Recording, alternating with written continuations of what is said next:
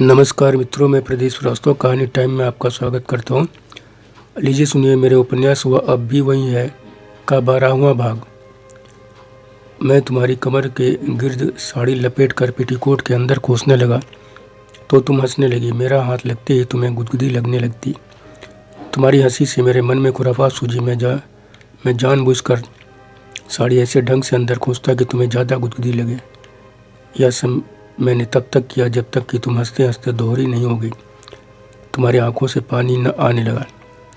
आखिर मैंने किसी तरह तुम्हें करीब करीब उसी तरह साड़ी पहना दी जैसे रिसेप्शनिस्ट पहनती हैं, जैसी रवानी बहनों ने पहनने को कहा था। हालांकि बड़े अस्त व्यस्त ढंग से ही पहना पाया था, लेकिन तुम्हारे लिए यह आश्चर्य जैसा था कि एक मर्द ने इस ढंग से पहना दी। शीशे में अपने को देखकर तुम खुश तो हुई और खुश होती हुई बोली, अरे तूने तो एकदम हीरोइन जैसा पहना दिया, कहाँ सीखा तूने? मैंने कहा सीखा वेखा किसी से नहीं, बस ऐसे ही कोशिश की और बन गई। पार्टी में तुझे इसी तरह पहननी है, थोड़ा और अच्छे से। तो तुम बोली क्या ऐसे पहननी है? ये इतना पेट खुला रहेगा, इतना नीचे तक की, और ये नाभि साभी सब दिखती रहेगा। अरे ये भी कोई पहनावा हुआ क्या भला? मैंने कहा सुन, तू इतने से मना कर रही है। मैं इन बहनों की बातों को जितना समझ पाया हूँ उस हिसाब से ये और भी ज़्यादा खुली रहेंगी, और तुझे ब्लाउज भी ऐसा पहनने को दिया जाएगा जिससे तेरी छाती भी कम से कम आधी तो खुली ही रहेगी। और बताऊँ पहले से कि ये पार्टी उन लोगों की मस्ती के लिए ही रखी गई है जो इन बहनों के काम धाम में आगे काम आने वाले हैं। मुझे तो पक्का यकीन है कि रात में रुकने वाला है, सब कुछ यहाँ पे खुला जश्न मनाएंगे सभी। तुमने पूछा ये खुला जश्न क्या है? मैंने कहा यही कि खाएंगे पिएंगे नाचेंगे तो है ही, रात भर जमकर अय्यासी भी होगी, समझी? तो तुम बोली भाड़ में गई ऐसी पार्टी जश्न, हम उन सब के सामने अपने बदन की नुमाइश करने नहीं जाएंगे। काम इन बहनों का है, बदन अपना वो दिखाएं, हम क्यों दिखाएं? इनका काम है, ये दोनों ही जो करना करें, अपना बदन दिखाएं जितना दिखाना, हमें क्या फ़ायदा, हम क्यों करें ये सब? मैंने कहा समीना देखा जाए तो फ़ायदा तो है ही, जब इन बहनों की फैक्ट्री चलेगी तभी हमको काम मिलेगा।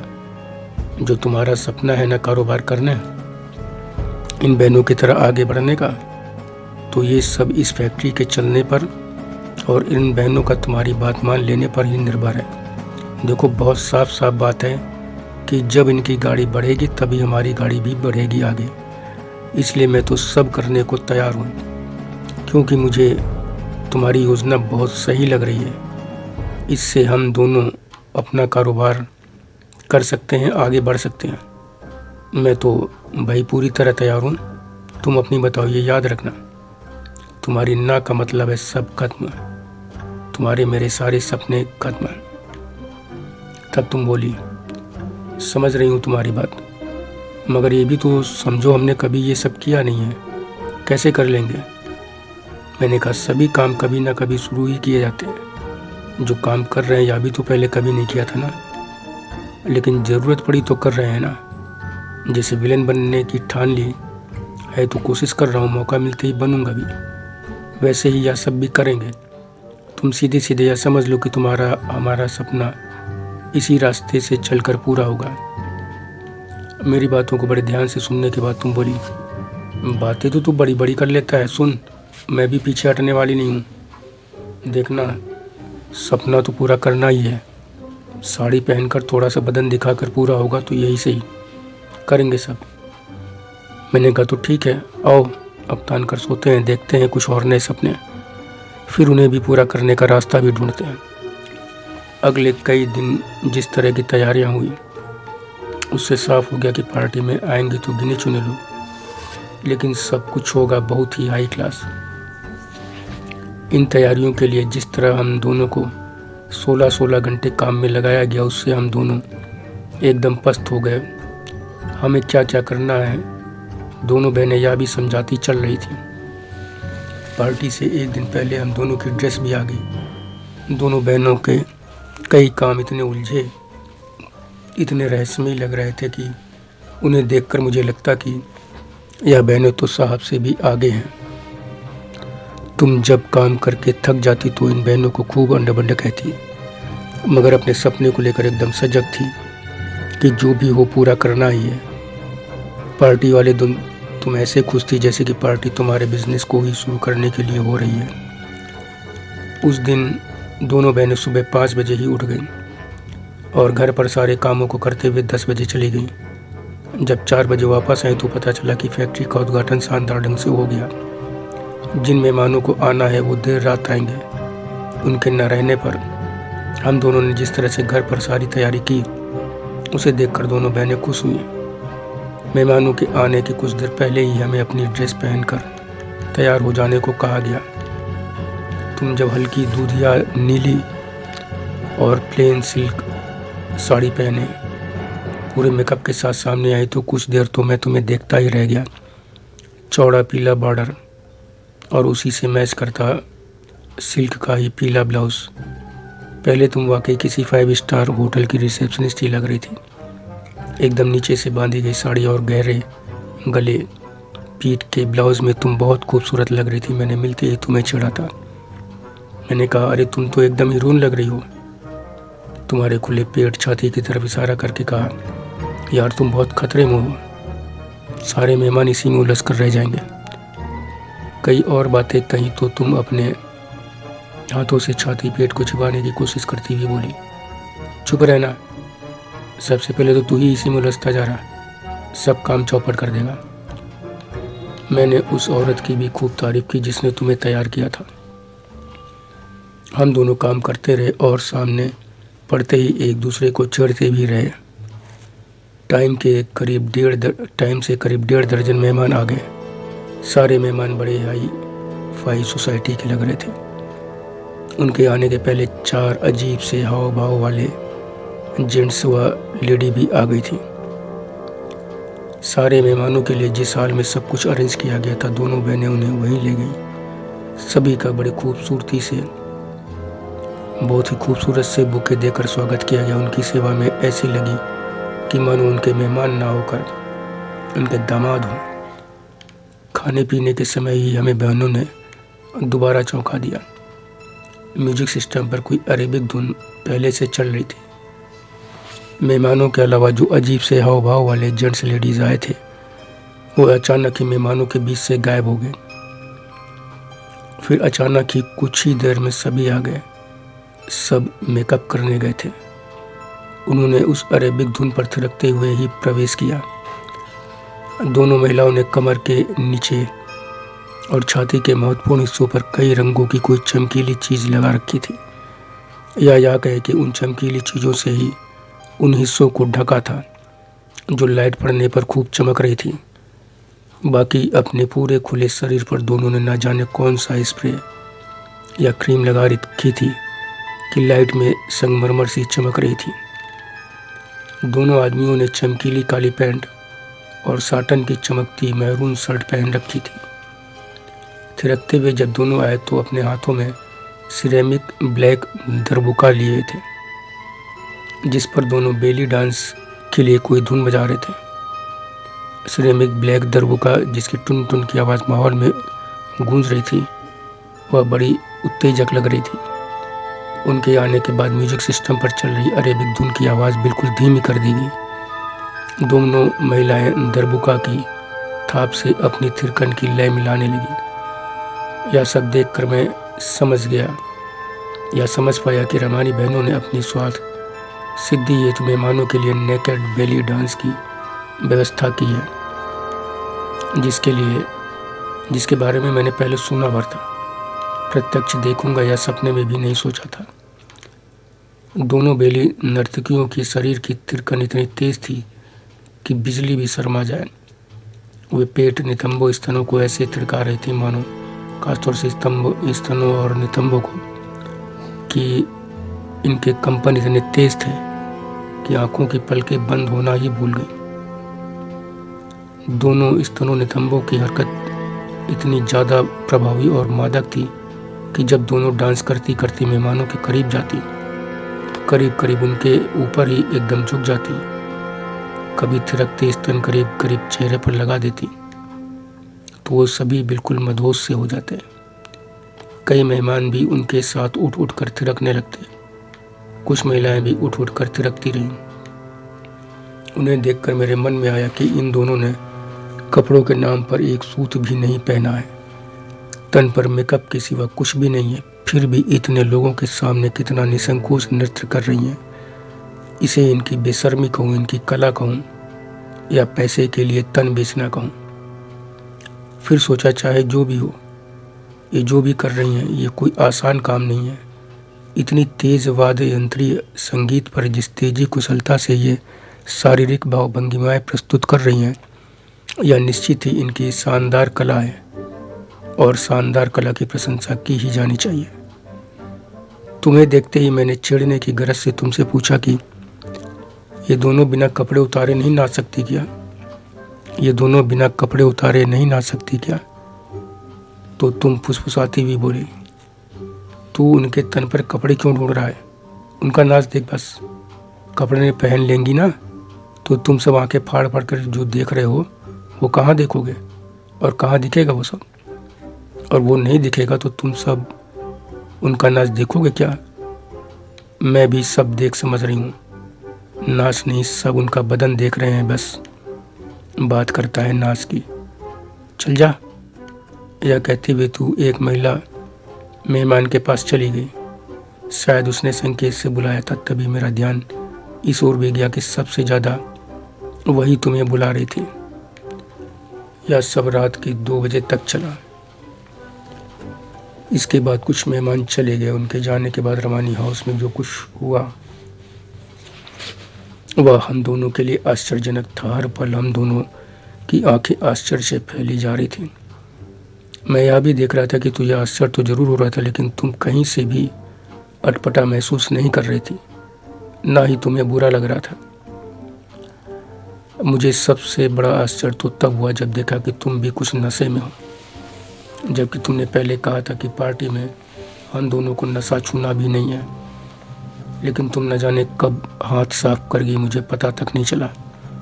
मैंने जब तुमसे कहा तो तुम बहुत इठलाती हुई बोली, अरे मेरे विलेन राजा, जिंदगी का मजा लो। ऐसा मौका जल्दी जल्दी नहीं मिलता, समझे? मेरे कुछ बोलने से पहले ही तुम आगे बढ़ गई। तुम शुरू से ही रमानी बहनों के साथ ज़्यादा से ज़्यादा चिपक रही थी, फिर एक अधेड़ से मेहमान के साथ लग गई। तभी मैंने साफ साफ महसूस किया कि तुम मुझसे अलग थलग रहने की पूरी कोशिश कर रही हो। और तब मेरे दिमाग में यह प्रश्न उठे बिना नहीं रहा कि तुमने मुझे अलग कर अपने बिजनेस के लिए कोई दूसरा रास्ता, दूसरा साथी ढूंढ लिया है क्या? दूसरा रास्ता ना मिलने तक मुझे बेवकूफ़ बनाकर इस्तेमाल कर रही थी। मैंने मन ही मन सोचा कि यदि तुमने मुझे धोखा दिया तो मैं तुम्हें इस लायक नहीं छोड़ूंगा कि बिना मेरे तुम एक कदम भी आगे बढ़ सको। मैं तुम्हें रमानी बहनों की ही तरह बहुत होशियार समझने लगा, जो उस समय अच्छे खासे नशे में थी, लेकिन तब भी हर काम पर तगड़ी नज़र बनाई हुई थी। खाने पीने के बाद मेहमानों को 2-2:30 बजते बजते आराम करने, सोने के लिए अलग अलग कमरों में पहुंचा दिया गया। हर कमरे में एक जोड़ा, एक रमानी बहन भी एक मेहमान के साथ एक कमरे में बंद हो गई। दूसरी इतनी पस्त थी कि उसे तुम पकड़कर उसके कमरे में पहुंचाई। रमानी बहनों ने बड़ी अजीब सी खुली खुली ड्रेस पहनी हुई थी। जब तुम उन्हें उनके कमरे तक पहुंचा रही थी तो उनका छोटा कपड़ा भी उनके तन पर संभल नहीं रहा था। तुम जिस तरह उन्हें लेकर गए उसे देखकर मुझे छब्बी की याद आ गई। वह सुंदर हिडिंबा को भी इसी तरह संभालती थी। दोनों बहनों ने मेहमानों के साथ डांस भी किया था। जब मैं सारे ताम झाम समेटवाने लगा तभी तुम कुछ लहराती हुई सी भागी भागी मेरे पास आई और जो अधेड़ सी महिला मेहमान तुम्हें ज़्यादा बुला रही थी उसके बारे में बताते हुए कहा, वह तुम्हारे साथ रात बिताना चाहती है। मैंने आश्चर्य से तुमको देखते हुए कहा, तुम्हारा दिमाग खराब हो गया क्या? जिसे जानता तक नहीं उसके साथ मैं सोऊंगा? वह मेहमान करीब करीब सुंदर हिडिंबा जैसी ही थी, मगर उसका रंग काफ़ी हद तक मुझसे मेल खा रहा था। मैंने मना कर दिया तो तुम पता नहीं क्या बुनबुनाती हुई लहराती हुई सी चली गई, मगर 5 मिनट भी नहीं बीता कि फिर अपनाई हुई सी लौटी और रमानी बहन का हवाला देकर बात दोहराई।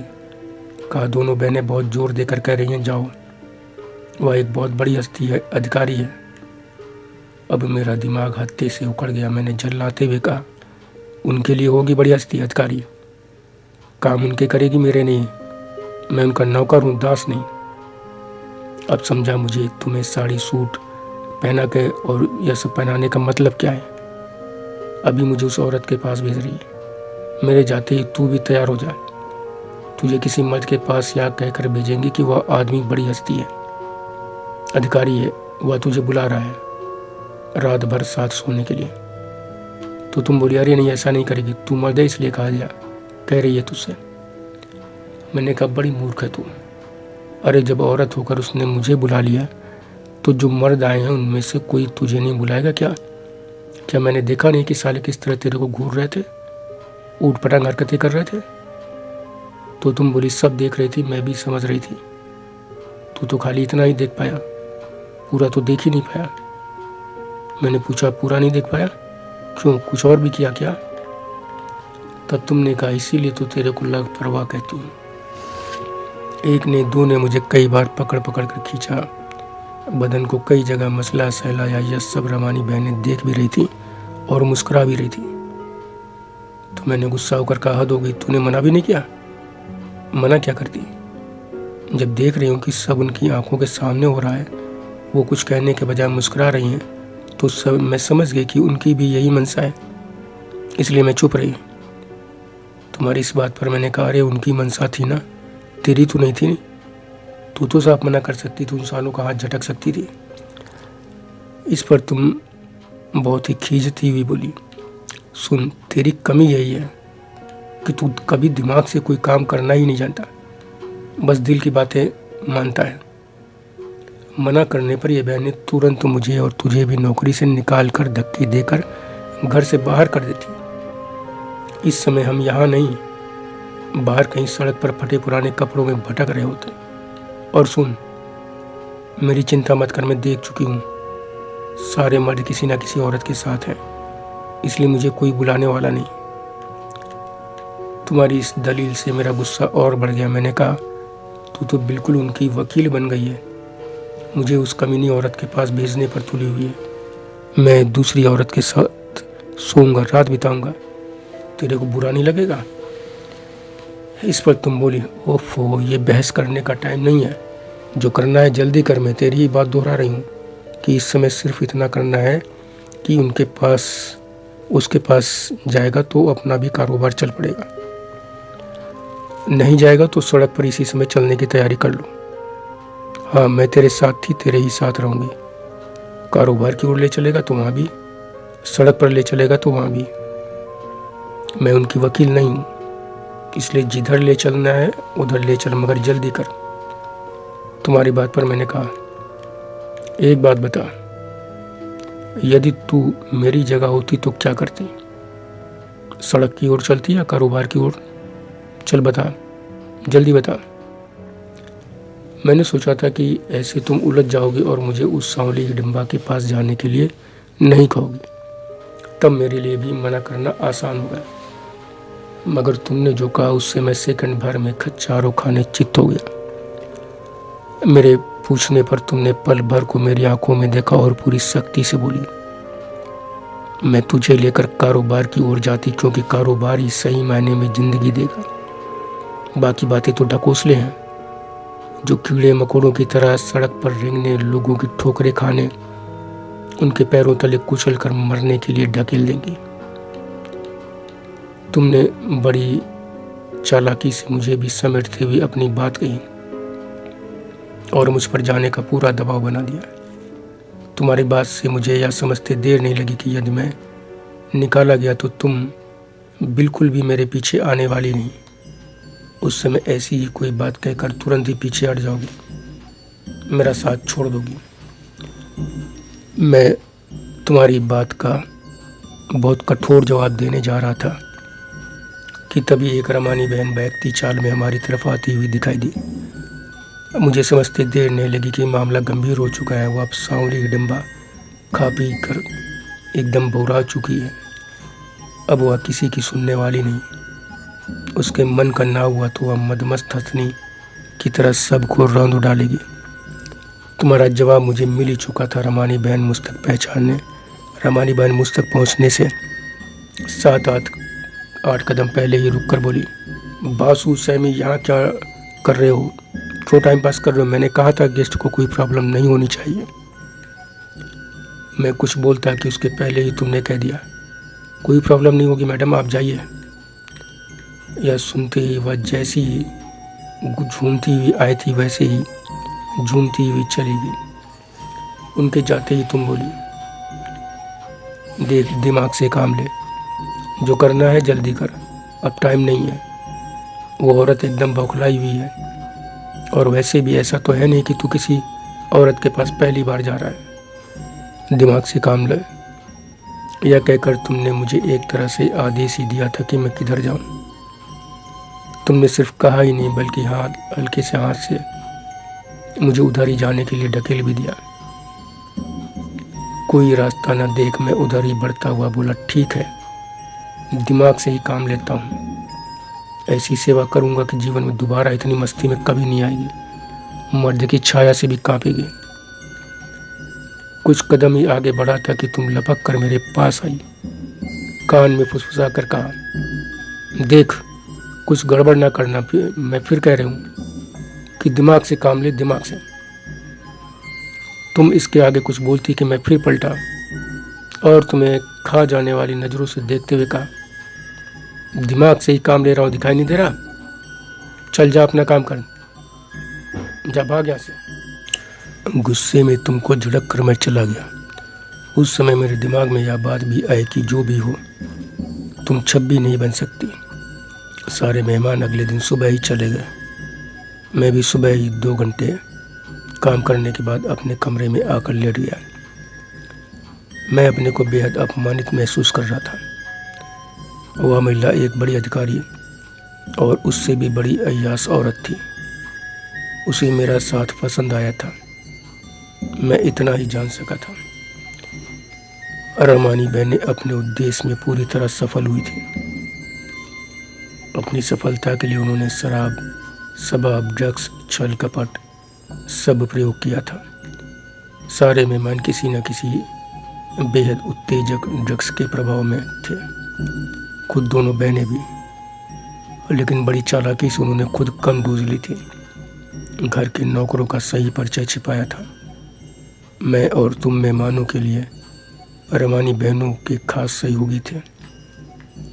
दोपहर करीब 2 बजे मैंने खाना चाहा तो खा नहीं पाया। जो ड्रग्स उस महिला ने मुझे सिगरेट में पिलाई थी, उसके चलते मुझे प्यास खूब लग रही थी। लेकिन जब पानी पीना शुरू करूं तो पी नहीं पाता।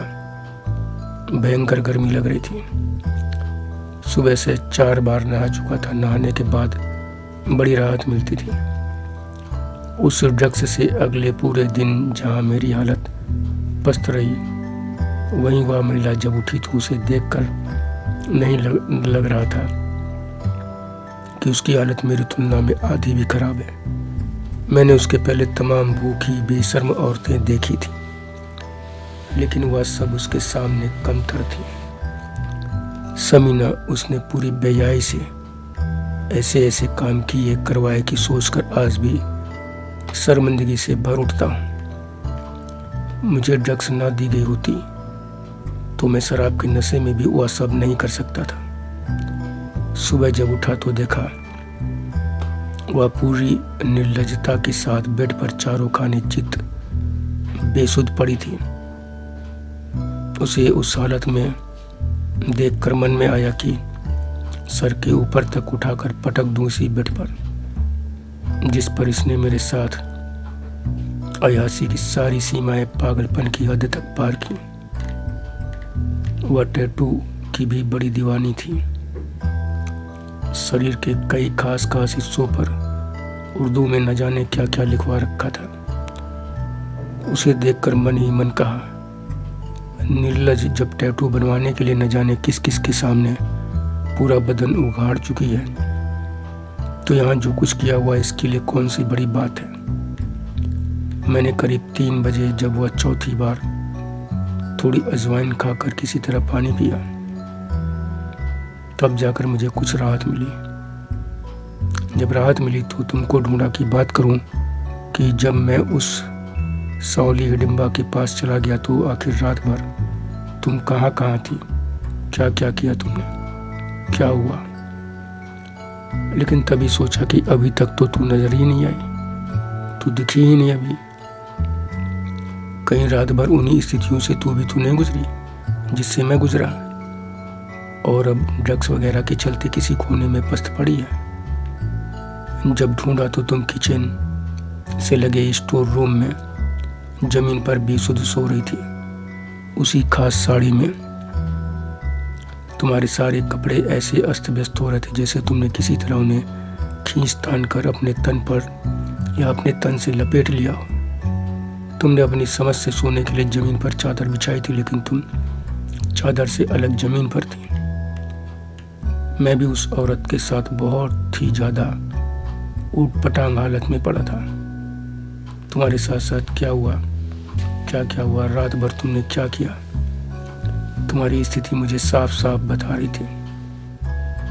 मेरे मन में आया कि तुम बहुत थकी होगी, ना उठाऊं तुम्हें, मगर रात भर का काला इतिहास जानने की व्याकुलता में मैंने तुम्हें कई आवाज़ें दी, लेकिन उठने को कौन कहे, तुम हिली तक नहीं। मुझे कुछ शक हुआ तो तुम्हारे चेहरे के पास बैठ गया, तुम्हारे सिर को हिला हिला कर 2-3 बार बुलाया तो तुम बड़ी मुश्किल से करके रह गई। मैंने मुंह सूंघा तो मेरा शक सही निकला। उस समय भी शराब और किसी ड्रग्स की तीखी बदबू आ रही थी। मुझे बड़ी गुस्सा आई। मन में ही कहा, ये तो रमानी बहनों की नानी है। तुम्हारी हालत देखकर मैंने तुम्हारे कपड़े ठीक किए और चला आया अपने कमरे में। उस दिन रमानी बहनें शाम को कहीं गईं और देर रात को लौटी। मैं सारे समय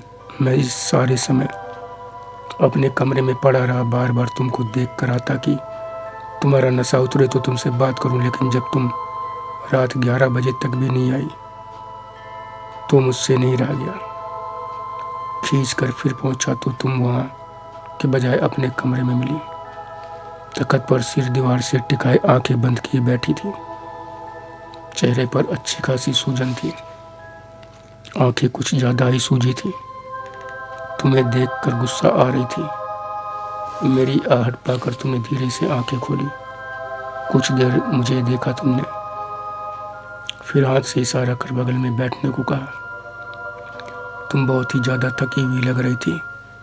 मैं बैठकर कुछ देर तुम्हें चेहरे को तुम्हारे देखता रहा तो तुम बहुत मुश्किल से बोली, क्या देख रहे हो?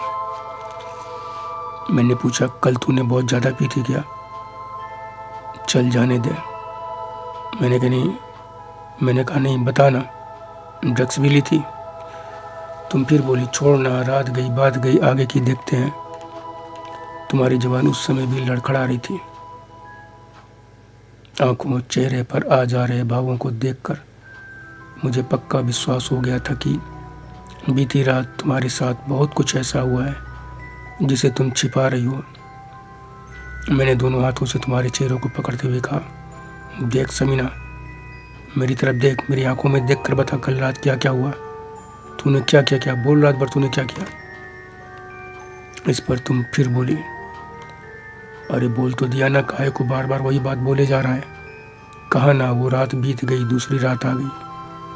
अब आज की बात कर, आगे की बात कर, आगे की पूछना, क्या पूछना है? इस बार तुम थोड़ी तेज आवाज में गुस्सा दिखाती हुई बोली थी।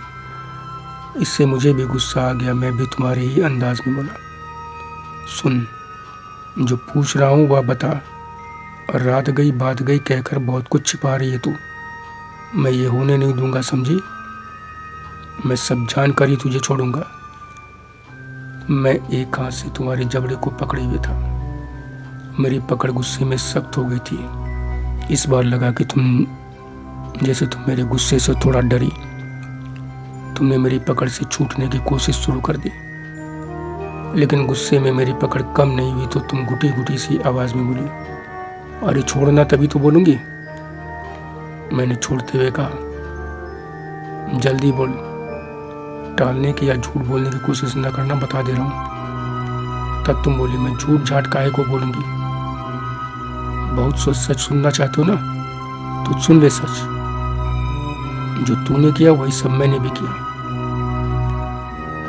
या सुनते ही मैंने चौंक कर कहा, क्या? तो तुम बोली, चौंकता काहे को?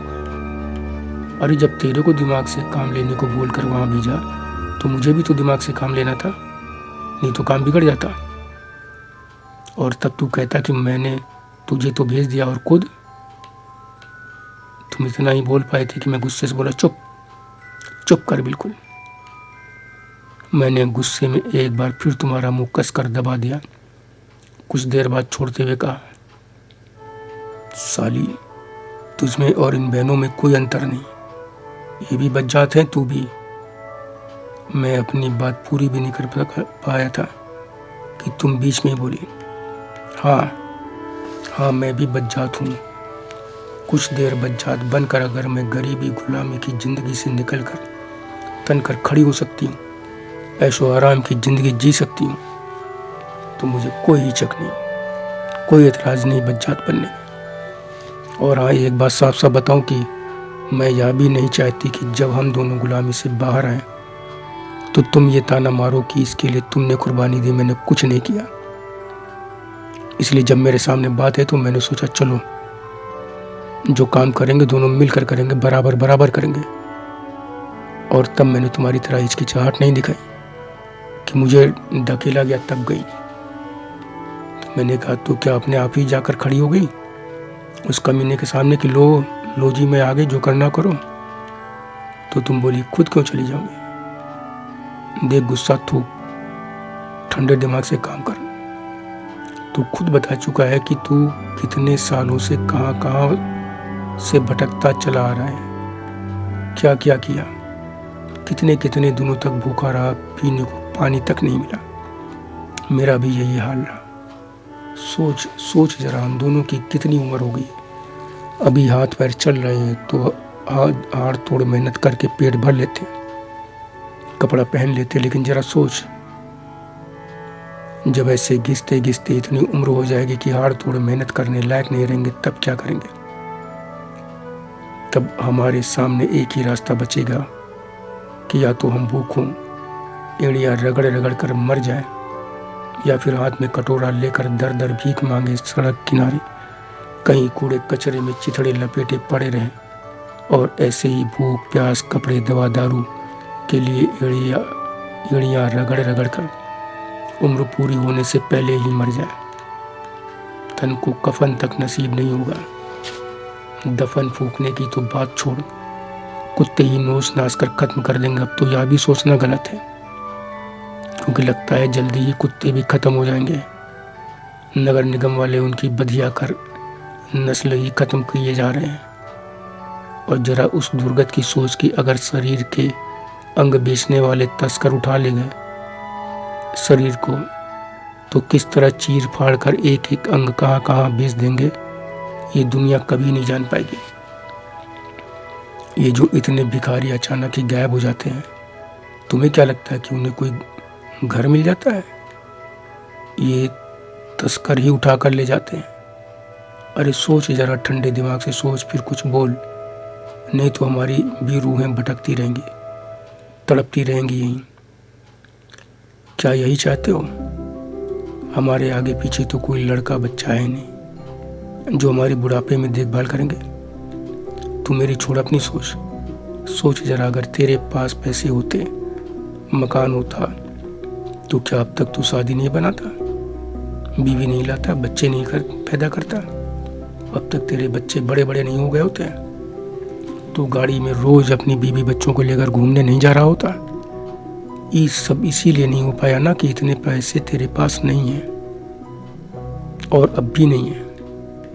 रही बात मेरी, तो मैं तो शौहर के सहारे थी, उसे ही अपनी दुनिया अपना सब कुछ मानती थी। कि मुझे क्या मालूम था कि जिसे अपनी दुनिया अपना रहनुमा मानकर चल रही हूँ, निश्चिंत हूँ, एक दिन वही दूध की मक्खी की तरह निकाल फेंकेगा।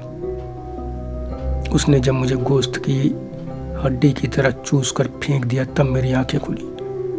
ठोकर खा खा कर मैंने सबक सीख लिया, इसलिए पैसा इकट्ठा करना शुरू किया। मगर यह भी जानती हूँ कि इतने से कुछ नहीं होगा, और यह भी सोचती हूँ कि अगर हमारे शौहर या सारे मर्दों को मनपसंद औरत के साथ खूब सुख से जीने का हक है, उनके साथ समय बिताने का हक है, तो हमें भी हक है अपने मनपसंद औरतों के साथ रहने का, उनके साथ इच्छा अनुसार जितनी देर चाहूँ उतने देर उनके साथ बने रहने का। वो जब चाहे जिस भी औरत से ऐश कर सकते हैं तो हम भी करेंगे, हम क्यों नहीं कर सकते। कल देखा नहीं मर्दों को, सबकी बीवियां घर पर थी, लेकिन उनसे झूठ फरेब बोल कर यहाँ औरतों को गोश्त लगी हड्डी की तरह ऐसे चूस रहे थे जैसे जीवन में पहली बार औरत मिली हो। मैं तो उस औरत की तारीफ करूंगी जो तुम्हारे साथ थी। इतने मर्दों के होने के बावजूद उसमें कोई हिचक नहीं थी, बल्कि मर्दों से कहीं 4 कदम आगे थी। मैं पक्के तौर पर कहती हूँ कि मर्दों के असली रूप को देखने के बाद ही उसमें यह हिम्मत आई होगी। वो अच्छी तरह जानती समझती होगी कि उसका पति भी ऐसे ही मर्दों की दुनिया में से है। मैंने भी बहुत जानी समझी है यह दुनिया, इसीलिए तुझे पहचानने में देर नहीं लगी। मुझे जब लगा कि तू सुख लेना ही नहीं, तू सुख देना भी जानता है, तो मैंने तुझे अपना लिया। इसलिए तुझे इसलिए भी अपना माना कि मुझे यह भी यकीन है कि तेरे साथ कोई कारोबार आराम से बढ़ा लूँगी। बुढ़ापा सड़क किनारे कीड़े मकोड़े सा नहीं, अपने बढ़िया से घर में तेरे साथ बिताऊंगी। दोनों एक दूसरे का सहारा बनेंगे। वाह, कितना बढ़िया लेक्चर दिया है। मैं तो सोच रहा था कि अभी पूरी तरह होश में ही नहीं हो, बात क्या बताओगी। मगर तुम्हारी बातों से तो लगता ही नहीं कि तुम शराब ड्रग्स की खुमारी में हो। क्या बताऊं रे, मर्दों ने इतने जख्म दिए हैं कि उनके सामने दुगने होशोहवास में रहने की आदत पड़ गई है। तुम्हारी यह बात सुनकर मैंने कहा, पति के अलावा और किन मर्दों ने तुझे जख्म दिए। बात चलिए तो लगे आज जरा उन सबके भी नाम बता दे।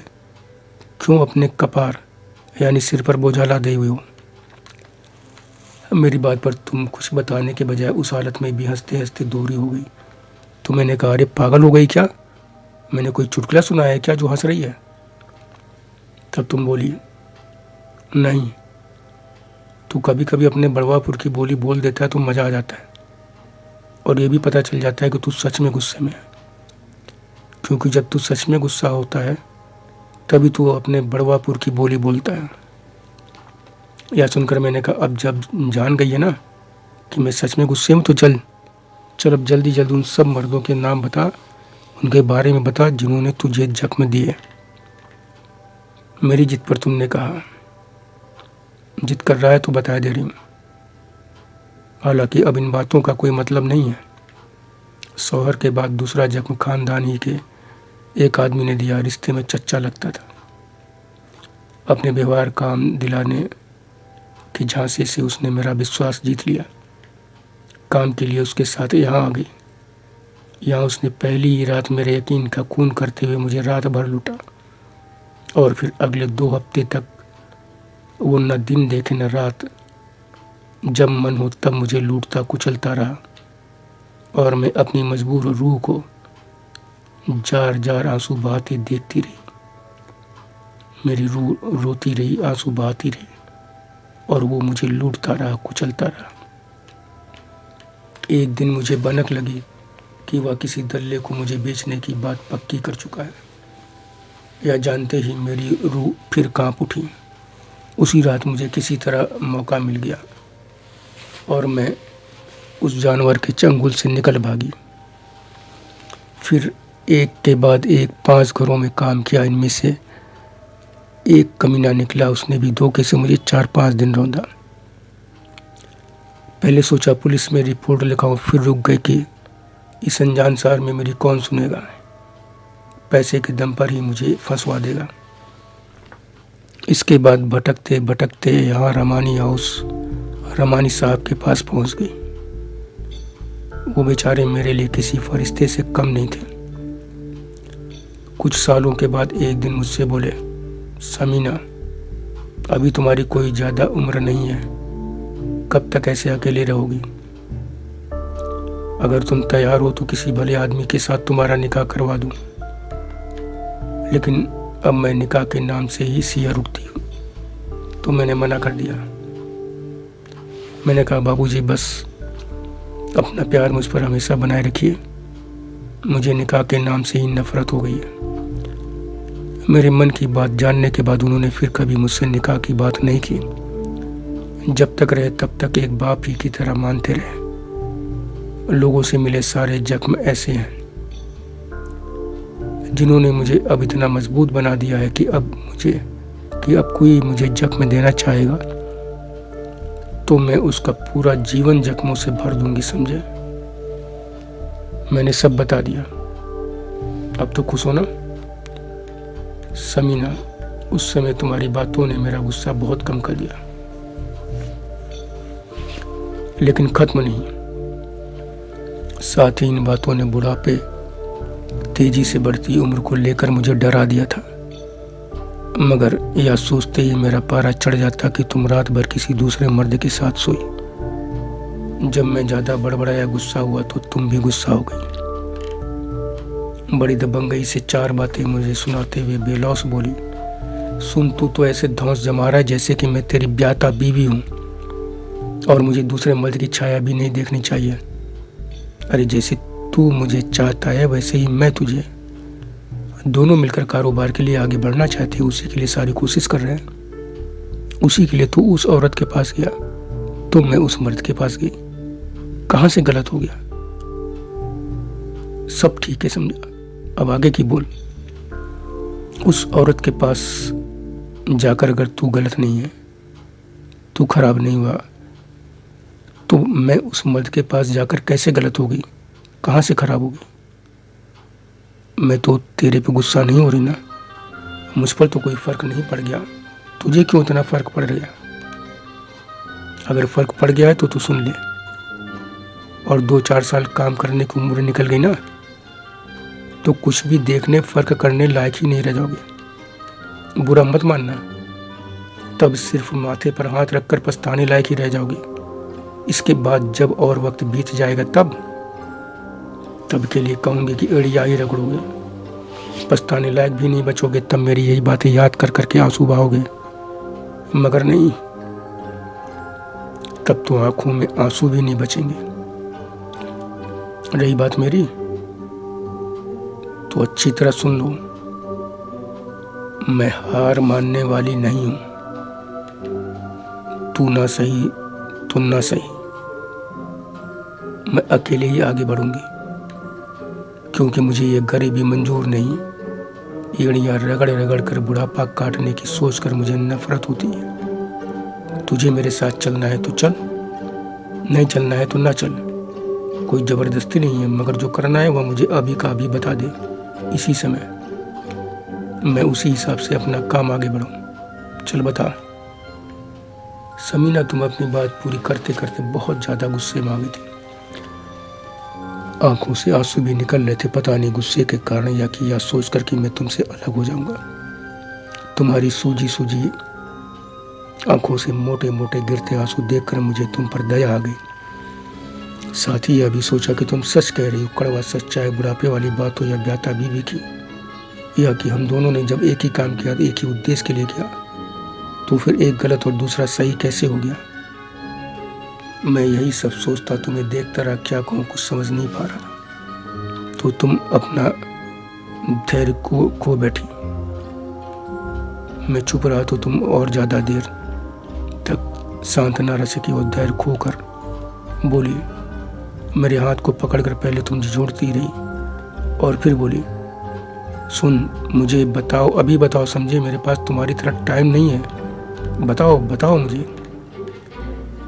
तुम मुझे बार बार झंझोड़ने लगी तो मैंने तुम्हें बाहों में भर लिया, मगर बोला कुछ भी नहीं। तो तुम बाहों से छूटने की हल्की फुल्की कोशिश करती हुई बोली, मुझे तुम्हारा जवाब सुनना है, मुझे साफ साफ बताओ।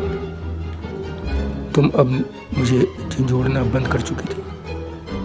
तुम्हारी जिद पर मैंने तुम्हें छोड़ दिया और तुम्हारे चेहरे को दोनों हाथों में से पकड़कर एकदम अपने चेहरे के सामने कर लिया। तुम्हारी आंखों में झांकते हुए कहा, मैं तेरे साथ साथ ही चलूँगा। जो तुझे करना है वही मुझे भी करना है, काहे को परेशान होती, चल चल उठ। मेरी तरह कहते ही तुमने दोनों हाथों से आंखें पूछते हुए पूछा, कहाँ? मैंने कहा, मेरे कमरे में। और कहाँ?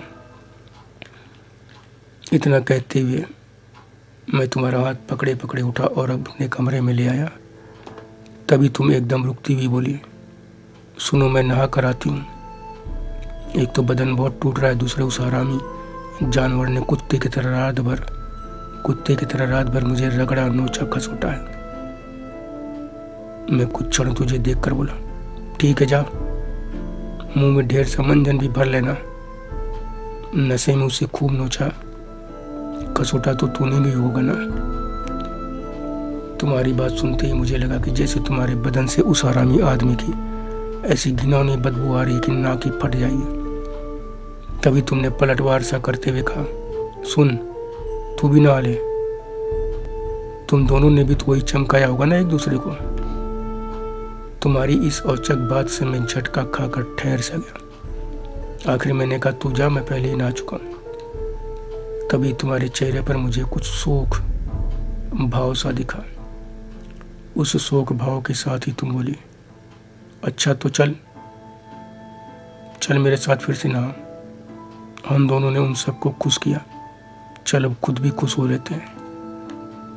तुम्हारी बातों का मतलब मैं समझ गया था, मैं कुछ बोल पाता कि तभी तुम मुझे खींचती हुई रमानी बहनों के बड़े से बहुत से तामझाम वाले बाथरूम की ओर लेकर चल दी। उस तामझाम वाले बाथरूम को दोनों बहनें जकूजी बोलती थी। मैंने मना किया कि दोनों बहनें नाराज होंगी, तो तुम इठलाती हुई बोली, दोनों बेसुध पड़ी होंगी, काहे को डरता है। उस अय्याशी भरी रात के बाद हम दोनों ने उस खास VIP बाथरूम में खास साबुन से, शैम्पू से खूब नहाया और फिर 2-2 गिलास संतरे का जूस पीकर रात भर एक दूसरे की बाहों में समाये आराम से सोए। धन्यवाद मित्रों, शेष अगले भाग में।